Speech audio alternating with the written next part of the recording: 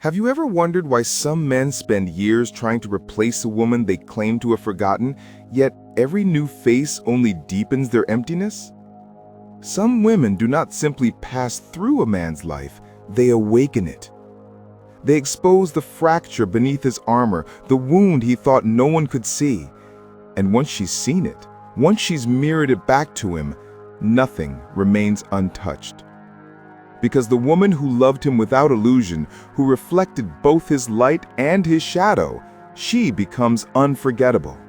Not because she was perfect, but because she was real. In Jungian language, she became his mirror of the unconscious, the vessel through which his denied self rose to the surface. When he looked into her eyes, he didn't just see affection, he saw everything he had hidden from himself. The boy still seeking approval, the man terrified of failure, the soul afraid to be truly known. You see, the feminine has a way of seeing through masks, not with judgment, but with quiet knowing. She doesn't dissect, she feels, and in her presence, his carefully constructed ego begins to tremble.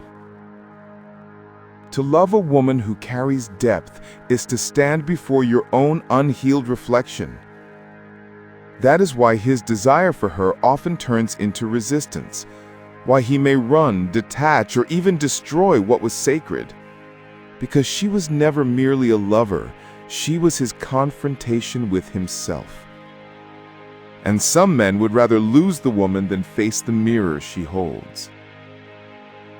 He once projected his light onto her, the muse, the savior, the perfect one who would make him whole. But projections, as Jung warned, are fragile illusions. They collapse the moment reality demands truth. When she stopped feeding his illusions, when she stood in her sovereignty instead of his story, his admiration curdled into confusion.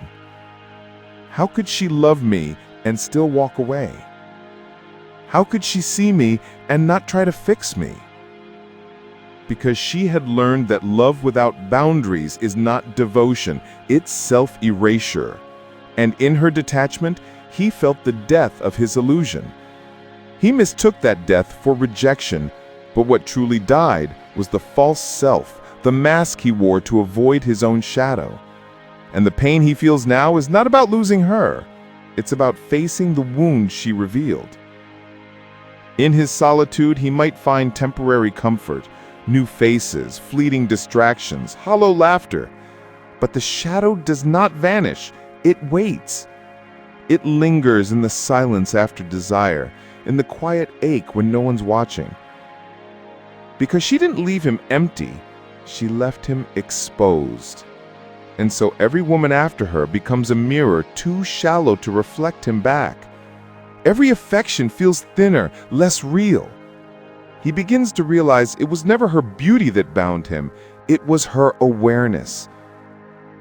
She saw him in ways that stripped away the facade. And that intimacy, the kind that exists beyond words, beyond physicality, cannot be replaced. To replace her, he would need to become the man she saw beneath his fear. But that requires courage. It requires him to meet the part of himself he has avoided for years, the soft, wounded, unguarded soul that once reached for love but was told it wasn't safe. And she, the woman he cannot forget, walks her own quiet path of awakening. At first, she wonders why her love could not save him. She questions her worth, her softness, her timing. But as time unfolds, she realizes she was never meant to heal him. She was meant to reveal him. She learns that a woman's love is not proof of her value, but an expression of her wholeness. That the man who cannot meet her there is not her loss, he is her lesson.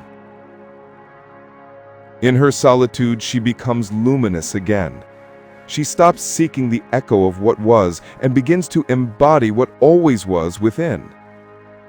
Her energy shifts from attachment to embodiment, from waiting to knowing. She is no longer the mirror of his wound, she becomes the mirror of her own divinity. And somewhere across the invisible thread of what they once shared, he feels it. Her peace terrifies and fascinates him, because it reminds him of what he could have become had he chosen to heal. This is the paradox of the awakened feminine. Her absence becomes a mirror sharper than her presence, and he, left with his own unhealed reflection, learns, too late, that love was never about possession, but transformation. He cannot replace her because she was not an experience. She was an initiation. And those who awaken you cannot be forgotten, only integrated.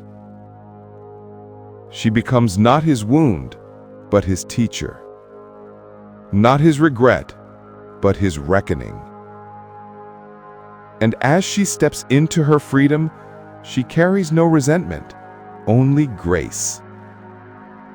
Because she knows the secret truth that everything she gave, she already was. And in the quiet after closure, the woman who knows her worth doesn't chase, she chooses.